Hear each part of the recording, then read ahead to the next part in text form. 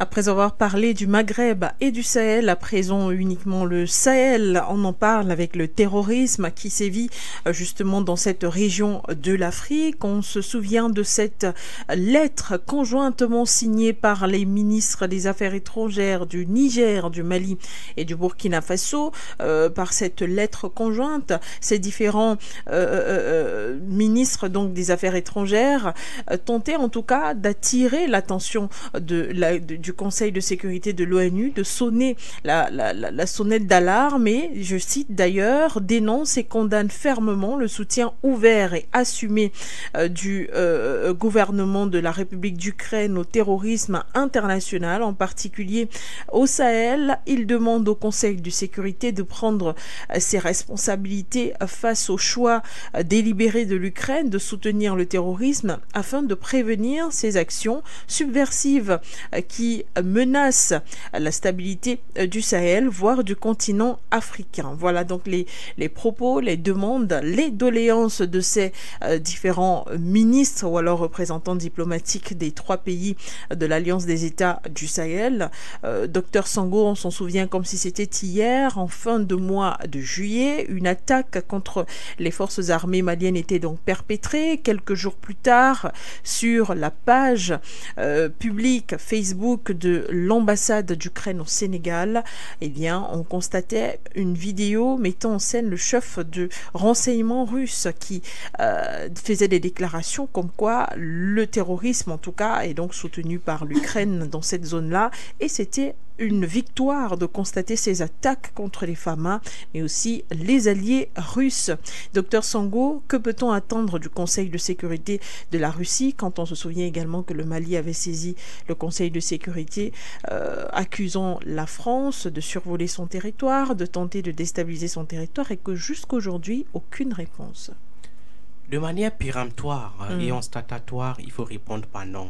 Rien, on n'attend rien, d'accord? La réponse c'est non, il n'attend rien de cette action-là, parce que la façon dont les Nations Unies fonctionnent et sont organisées aujourd'hui, on ne peut pas aujourd'hui s'attendre à ce que ces Nations Unies-là prennent une décision qui puisse condamner, n'est-ce pas, l'Ukraine. Ils pourront peut-être faire des condamnations verbales et des condamnations discursives, mais jamais sur le terrain, ils ne pourront contraindre l'Ukraine à consommer, n'est-ce pas, la sanction. Pourquoi? Parce que déjà sur le plan fonctionnaliste, les Nations Unies souffrent déjà d'un handicap, n'est-ce pas, un congénital, étant donné que la méthode de prise de décision dans cette organisation est une méthode consensuelle. C'est-à-dire, il faut que les 15 États qui constituent le Conseil de sécurité des Nations Unies et fondamentalement les 5 avec droit de veto puissent se mettre ensemble face à un processus décisionnel. Or, on se rend bel et bien compte que les États qui forment le Conseil de sécurité, ou du moins les États détenteurs du droit de veto, sont des États qui ont des idéologies diamétralement dichotomiques sur le plan international. Cette façon de faire handicape donc la façon de contraindre les États à consommer des sanctions qui proviendraient même de cette institution. On voit qu'aujourd'hui l'Ukraine, qui est, n'est-ce pas, ici empêtrée dans ce dossier, l'Ukraine est une puissance qui est adossée et supportée par une partie des pays qui forment le Conseil de sécurité aujourd'hui, et fondamentalement les États comme la Russie, d'accord, les États comme la France par exemple, qui reste un allié indéfectible d'une puissance comme l'Ukraine. Donc cette façon de faire montre donc que si ce dossier est mis sur la table comme venaient de le faire les États de l'AOS, ce qui est sûr, les pays occidentaux vont mettre le droit de veto, et la conséquence est que la décision ne sera pas prise au sens du droit international. Parce qu'il faut rappeler que sur le plan normatif, les Nations Unies, la Charte des Nations Unies est l'organe par excellence qui a la responsabilité de maintenir la paix et la sécurité internationale dans le monde. Son article 3 est clair là-dessus. Voilà l'objectif fondamental de la Charte des Nations Unies.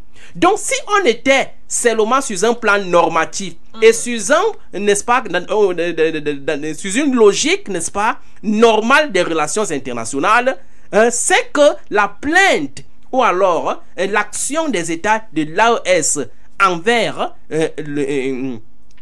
contre l'Ukraine déposée au niveau des Nations Unies, c'est que cette action-là connaîtrait, n'est-ce pas, une issue positive. Parce qu'on ne va pas chercher à mettre les intérêts idéologiques, les intérêts géopolitiques et tout ceci dedans. Non, on va juste surfer sur le droit et on va dire le droit. Or, à l'état actuel des choses aujourd'hui, les Nations Unies ont cédé, n'est-ce pas, la place à la politique.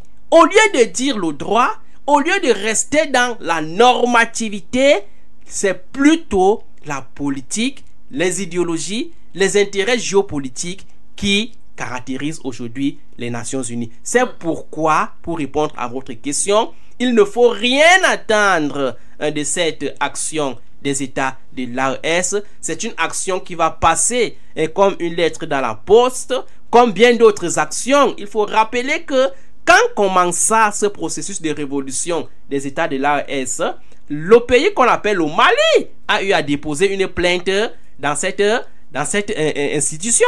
Jusqu'à aujourd'hui, on n'a même pas pris la peine d'ouvrir le dossier de cette plainte-là. Donc, c'est des indicateurs qui montrent que la Charte des Nations Unies aujourd'hui est un instrument qui n'est pas au service des États dans le monde. C'est un instrument qui est au service des enjeux politiques et géopolitiques d'une catégorie d'États que nous connaissons très bien. Elle est instrumentalisée aujourd'hui, cette Nations Unies, d'accord? Elle est utilisée pour des ambitions géopolitiques. Le monde est aujourd'hui dans la violence. Il n'y a pas que le Sahel. Il faut mettre également sur la table la crise israélo-palestinienne qui chauffe actuellement. Il y a la crise russo-ukrainienne. Mais on voit que face à ces multiples crises, il y a des comportements différents en termes, n'est-ce pas, de l'affirmation du droit. Au moment où on condamne avec la dernière énergie, n'est-ce pas, ici, Vladimir Poutine dans son opération spéciale militaire, on adoube Benjamin Netanyahu au niveau de la Palestine et de Gaza, qui assassine tous les jours les Palestiniens, qui tue et qui pille les enfants, les femmes, qui bombardent les hôpitaux sans que le droit international puisse, n'est-ce pas, l'inquiéter. Donc, cette façon de faire démontre tout simplement et corrobore les analyses que je fais fondamentalement ici tous les jours en disant que le droit international comme la Charte des Nations Unies n'ont de sens que par rapport au rapport de force. C'est un rapport de force fondamentalement. D'où la nécessité de construire les indices de puissance de chaque État. Parce que quoi?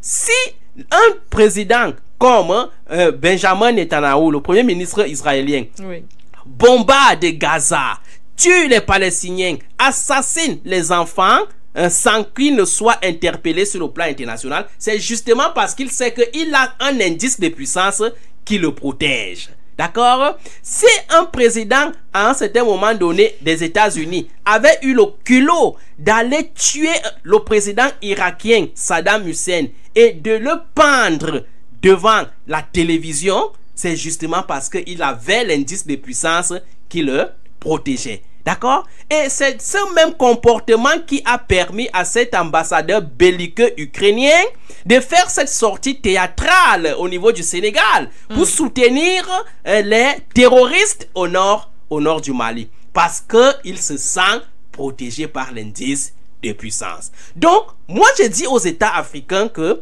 au lieu de rester encore aveuglés dans ces institutions internationales qui ne servent plus à rien pour le continent africain, il faut plutôt travailler dans la dynamique de la construction de votre indice de puissance, parce que c'est celui-ci qui va vous permettre de faire face à ces différentes attaques, à ces différents soutiens terroristes, mais aussi et surtout à vous défendre et à vous imposer sur le plan international comme des États respectueux, des États qui sont des acteurs des relations internationales. Regardez un pays comme la Corée du Nord. La Corée du Nord ne gesticule pas trop dans les relations internationales. La Corée du Nord n'a pas une économie aussi puissante, diriez-vous. Mais c'est un pays qui a compris une seule chose, que les rapports entre les États, les relations internationales sont des relations essentiellement basées sur la violence.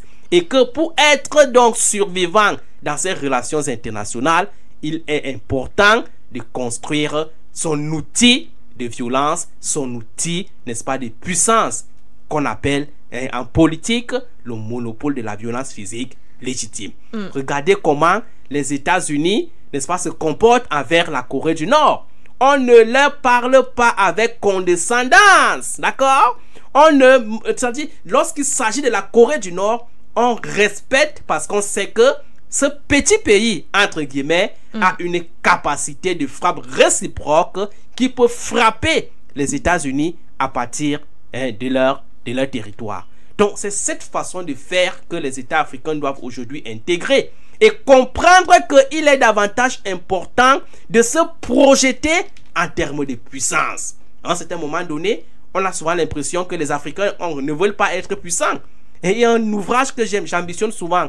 Et si l'Afrique refusait le développement, comme le développement, on peut également poser la question de savoir, et si l'Afrique refusait d'être puissant? Donc, c'est à nous aujourd'hui de construire notre puissance, de ne plus rester dans ces manipulations des institutions internationales, comme nous sommes en train de voir là aujourd'hui, parce que la solution ne viendra pas de là. Telle qu'elle a été structurée, telle qu'elle fonctionne aujourd'hui, les Nations Unies sont un cancer pour la libération des États africains. Et cette sortie alors du Sahel aujourd'hui à travers le Mali, le Burkina Faso et puis le Niger, que représente-t-elle finalement? Est-ce ce que vous appelez souvent une agitation de surface? Est-ce une façon de vouloir s'imposer justement dans ce rapport de force? Une façon de s'imposer sur la scène internationale, tout simplement de faire entendre sa voix pour appeler au témoignage, ou alors, oui, on va dire ça comme ça, à l'opinion publique et l'opinion internationale à constater les faits? Je suis sûr, parce que ces États de l'AES là sont aujourd'hui dirigés par des hauts stratèges, des militaires qui ne sont que des acteurs de la stratégie. Je suis sûr qu'en posant cette action là, c'était beaucoup plus dans le sens communicationnel et de l'opinion internationale. C'était beaucoup plus dans le sens de mettre les Nations Unies face à leurs responsabilités. Mais je ne pense pas que c'est dans le sens d'attendre de ces Nations Unies une véritable solution, une réponse qui viendrait contraindre l'Ukraine à répondre de son acte, n'est-ce pas, besogneux qu'il a eu à commettre envers un État comme le Mali. Parce qu'il faut rappeler que sur le plan du droit international, si ce droit international pourrait encore exister, ce que l'Ukraine a fait là est une infraction sous un triple angle. Parce que premièrement, l'Ukraine a violé la souveraineté d'un pays comme le Mali. Deuxièmement, l'Ukraine a violé l'intégrité territoriale d'un pays comme le Mali. Et troisièmement, l'Ukraine, n'est-ce pas, a fait la promotion du terrorisme qui est rejeté par tous les États sur le plan international. D'accord? À partir de ce moment, la condamnation de l'Ukraine ne devrait plus faire débat. Ça ne devrait plus faire débat.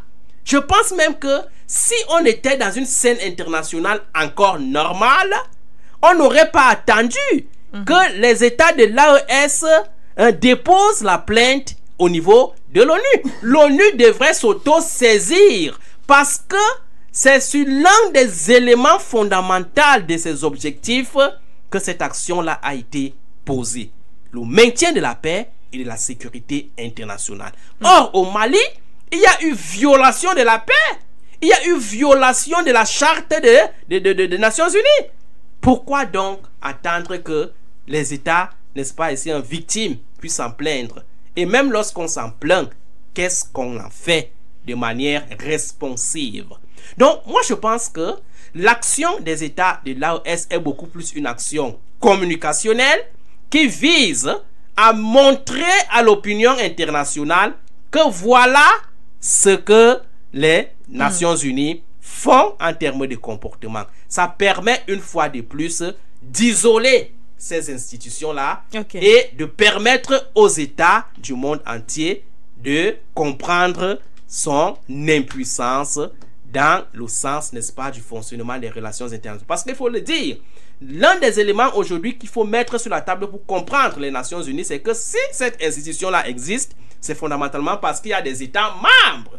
Donc aujourd'hui, si les États décident du point de vue de leur souveraineté de se retirer de cette institution, directement, cette institution-là va mourir d'elle-même parce qu'une institution ne peut pas vivre sans les membres. Donc voilà l'enjeu fondamental qui est en train de se tourner aujourd'hui, décider aujourd'hui à travers ces multiples actions que posent les États africains sur cette institution. L'enjeu est de la détruire au même titre que certaines institutions sont en train de mourir en Afrique, telles que le G5 Sahel, telles que la CEDEAO et même cette Union africaine qui va dans l'avenir aussi s'inscrit dans cette dynamique. Je vous entends, docteur Sango, mais fallait-il un appui également de la Russie qui a été ouvertement indexé dans cette vidéo de soutien aux terroristes, qu'on va appeler ainsi, sur le territoire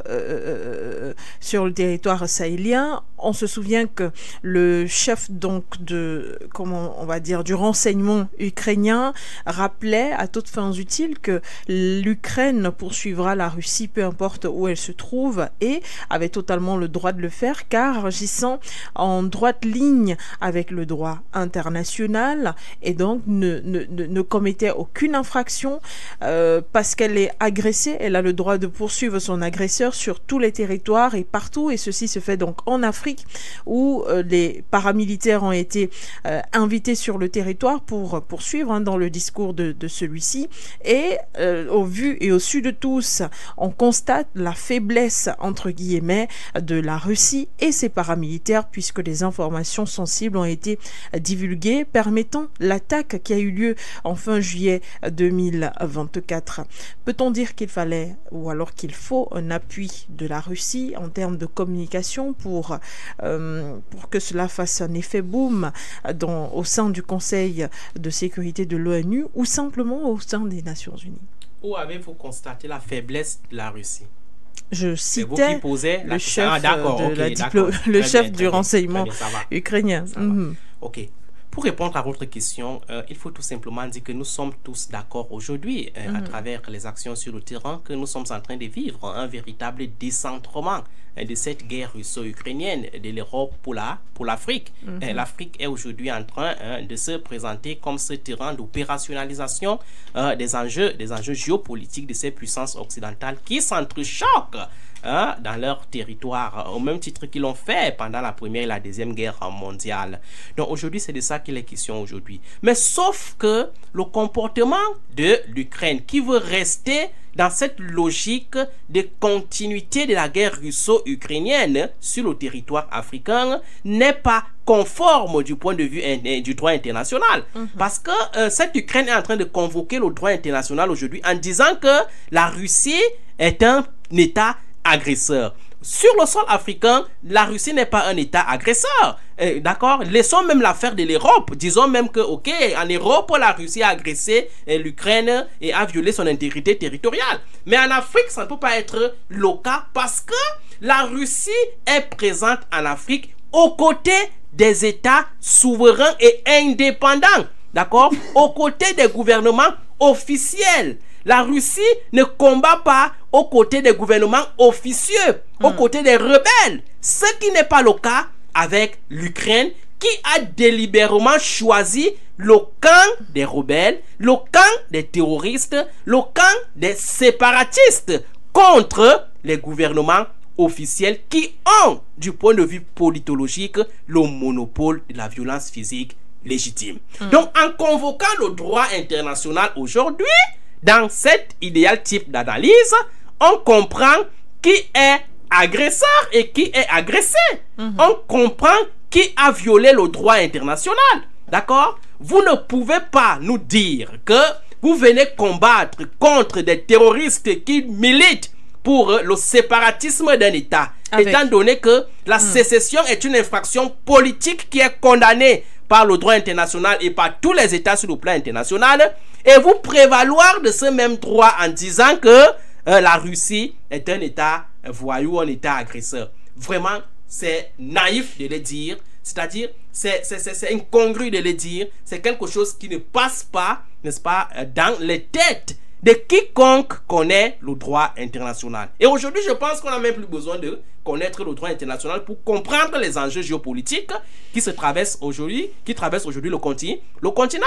Un pays ou une puissance qui décide de travailler avec ceux qui travaillent pour mettre en mal l'intégrité d'un État, on comprend bel et bien que ce pays-là est un pays qui a décidé de violer le droit international et de travailler aux côtés de l'ennemi. Il faut rappeler que le droit international est clair. Le droit international interdit tout État sur le plan international d'héberger des ressortissants de cet État qui militent pour la déstabilisation du gouvernement officiel. C'est dans ce même titre qu'au Cameroun, par exemple, dans cette guerre qui oppose le Cameroun aux séparatistes du nord-ouest et du sud-ouest, on a posé le problème du droit international en disant que c'était de la responsabilité de tous les États qui hébergent les Amazoniens en Europe de mettre à la disposition du gouvernement camerounais tous ces individus qui militent pour la déstabilisation du Cameroun à partir des autres États étrangers. Donc, vous comprenez que le droit international, ce n'est pas quelque chose qu'on utilise lorsque on veut servir ses intérêts. C'est quelque chose qui est objectif. Ce n'est pas quelque chose qu'on doit manipuler, comme on l'a manipulé pendant plusieurs années. Or, aujourd'hui, nous disons que cette manipulation-là doit s'arrêter. D'accord? Au Mali, le terroriste, c'est l'Ukraine qui a décidé de manière officielle de lutter aux côtés des djihadistes, aux côtés des terroristes qui veulent déstabiliser le nord du Mali en le balkanisant. Nous disons que ça ne va pas se passer. Il faut dénoncer cela et l'Ukraine ne peut pas aujourd'hui se prévaloir du droit international pour dire que la Russie est, n'est-ce pas ici, un État agresseur et qu'il faut la combattre partout dans le monde. C'est faire une fausse analyse, c'est faire une fausse conception du droit international et nous comprenons tout simplement que cette façon de faire s'explique tout simplement par le fait que cette Ukraine même là n'agit pas par elle-même, d'accord? Derrière elle, elle est aujourd'hui manipulée. Et c'est là où il faut aussi parler de l'influence. Il ne faut pas seulement parler de l'influence de la Russie lorsque les États africains décident de se lancer. Il faut aussi parler de l'influence des puissances occidentales et du bloc outanien qui manipule l'Ukraine et qui fait en sorte que cette guerre russo-ukrainienne ne s'arrête pas. Parce qu'il y a longtemps, si ça ne dépendait que de Zelensky, que le cessez-le-feu aurait été signé. Mais il ne peut pas le faire parce qu'il ne s'appartient pas. Il est là pour remplir les intérêts des puissances occidentales. Donc voilà en quelque sorte comment il faut lire aujourd'hui cette actualité géopolitique qui traverse, ou du moins qui veut utiliser le territoire africain pour des intérêts totalement géostratégiques. Merci, merci Dr Songo. C'est sur cette note que nous allons refermer cette émission Regard panafricain.